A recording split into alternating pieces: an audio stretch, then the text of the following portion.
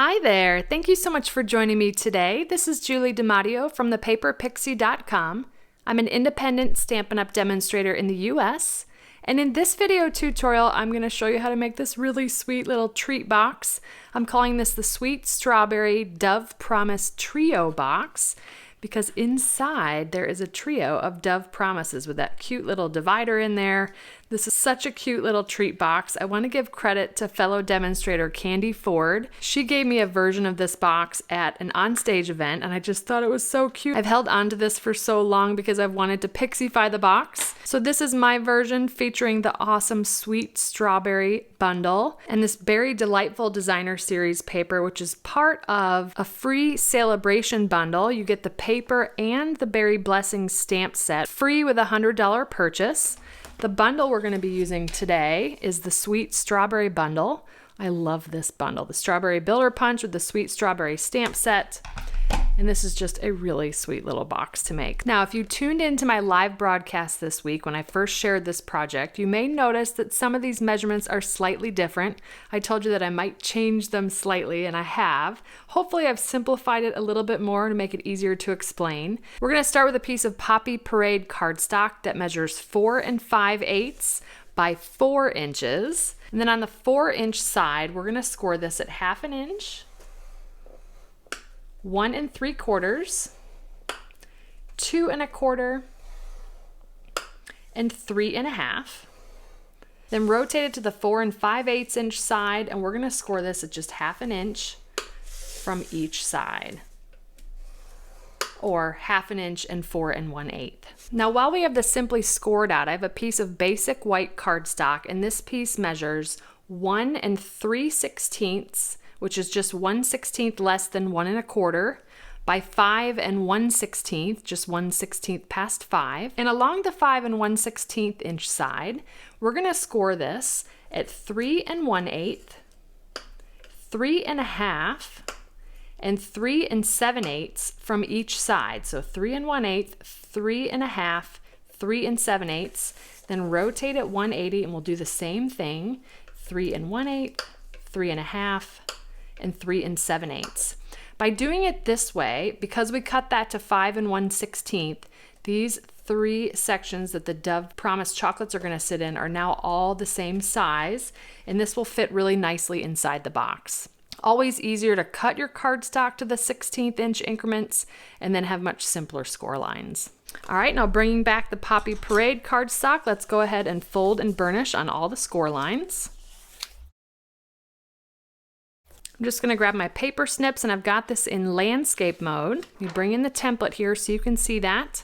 I'm going to cut up each of the vertical score lines, stopping at that first horizontal score line. I'm just going to cut right down the middle of those score lines. Then I'm going to rotate at 180, do the same thing to the vertical score lines, just stopping at that first horizontal.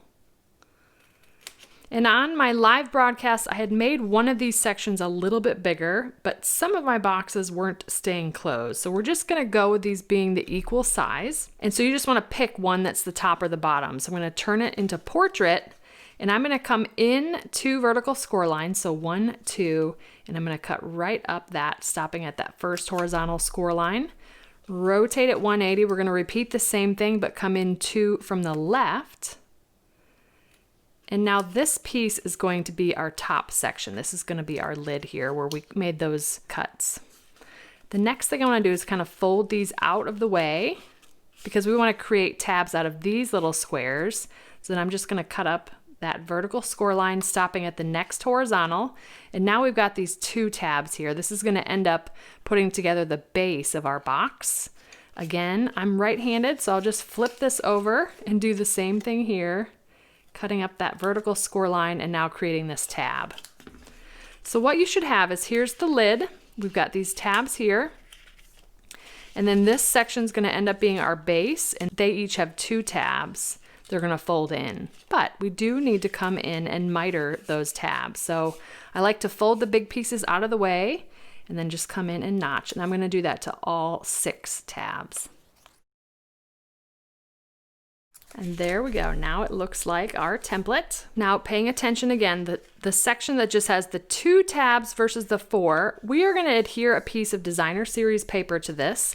I actually like to turn it so that this edge is facing me, because since this is going to be the box lid, we're going to want this paper to go in this direction, top to bottom. So again, this is that Very Delightful designer series paper, and this piece measures 1 1/8 by 3 1/2. Again, you want to cut it in landscape if it's a directional pattern. I'm just going to grab some liquid glue and go ahead and glue that down. I just love that pattern with the strawberries. Now we can focus on the box base first. So I'm going to just start by putting liquid glue on 1 tab at a time. Then I'm going to line up this score line with this cut edge to start to form the box corner. Now the liquid glue really helps here because you can slide things right into place and really square up that corner. And then just work your way around to the remaining 3 tabs for the base. All right, now the base is done. Now there are a couple of different ways that we can do this lid. And actually for this one, I'm going to attempt to glue it while the box is closed, as opposed to gluing the tabs before I close the box, because since I didn't make this lid slightly larger, I was talking like 1/32 of an inch on my live broadcast, and I always hate to give that type of measurement, but sometimes it works for putting boxes together. I actually, now that these are both the same, the lid needs to fit over the base. So I'm going to close the lid.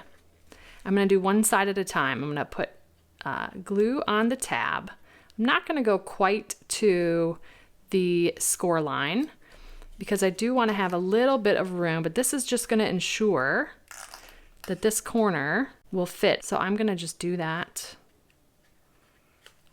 kind of closing it over the box base.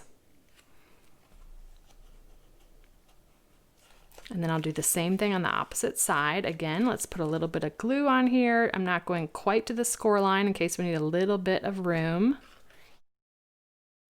You do want it to be a bit of a snug fit because you want the lid to grab onto the base and not pop open like one of my boxes did. I'm going to grab that piece of basic white again that we scored in 6 different spots.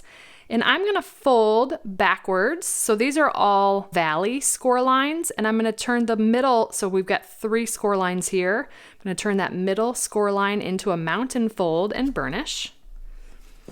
I'm actually going to do the same thing to the other 2, but I'm not going to burnish that way.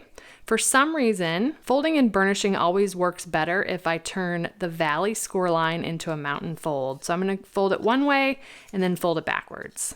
Okay, and that just kind of makes things line up a little bit better that way. Next, I'm going to do the same thing, turning that middle valley score line into a mountain fold and burnish. Again, I'm just going to fold on the other 2, but ideally I'm going to fold backwards then. And then you can actually come in and burnish with them this way. Just gives you some nice crisp folds. Just like that. Okay, so now I'm going to just grab tear and tape, and I'm going to run tear and tape right along just one of those sections. Okay, I'm going to do it to both. So I've got tear and tape like that. Then just grab your take your pick tool. Again, ultimately we kind of made these W folds, but I'm just going to pinch on those and stick that tear and tape together. And I do kind of like to fold backwards so that we kind of train the paper so it'll lay flat. I'm just going to lay this in the box. The chocolates are actually going to weigh it down, but if you wanted to, you could glue that down to the base.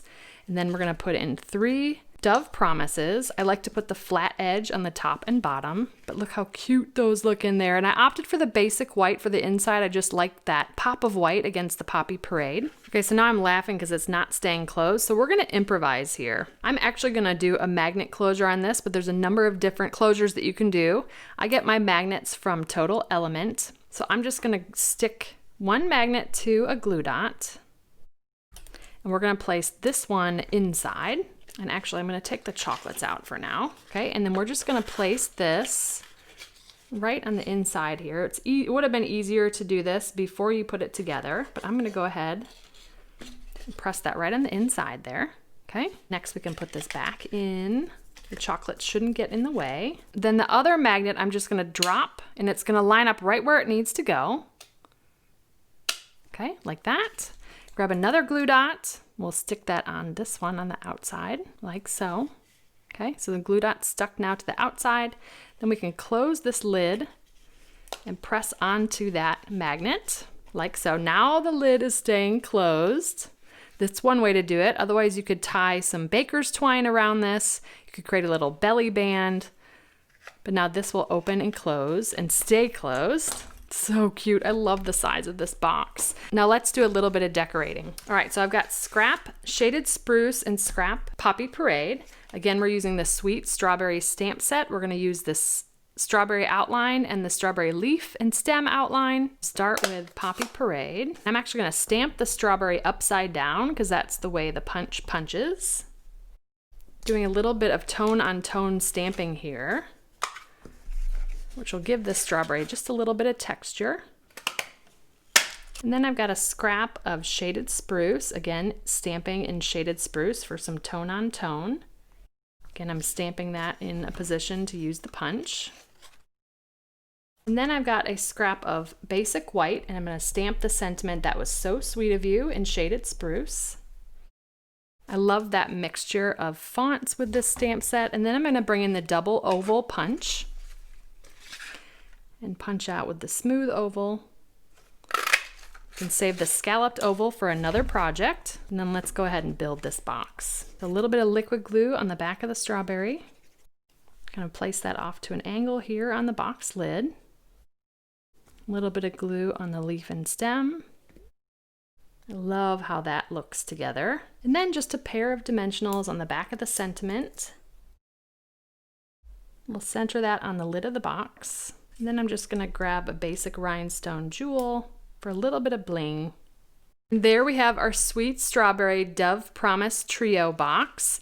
This one's got a little magnet closure to keep it closed. This one actually didn't need it because it was a pretty snug fit, but obviously you can adapt it on the fly with whichever works the easiest for you. Magnets, I bet a little Velcro dot would work, baker's twine, a belly band. I love the end result and actually really do love it with that magnet closure. So thank you so much for joining me today. If you enjoyed this video, please give me a thumbs up, subscribe to my channel, and hit that bell icon so you don't miss my next video. If you're interested in purchasing any of the Stampin' Up! Products I used today, they'll be linked in the description.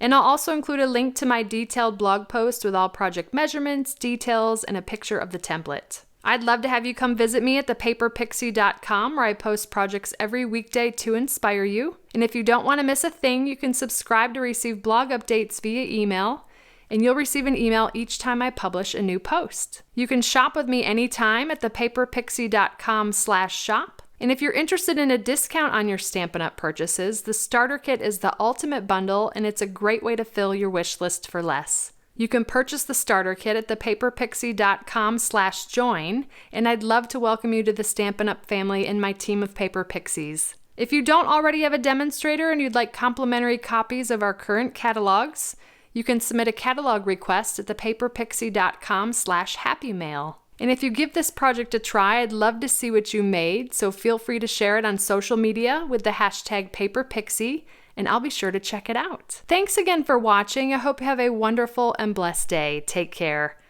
Bye.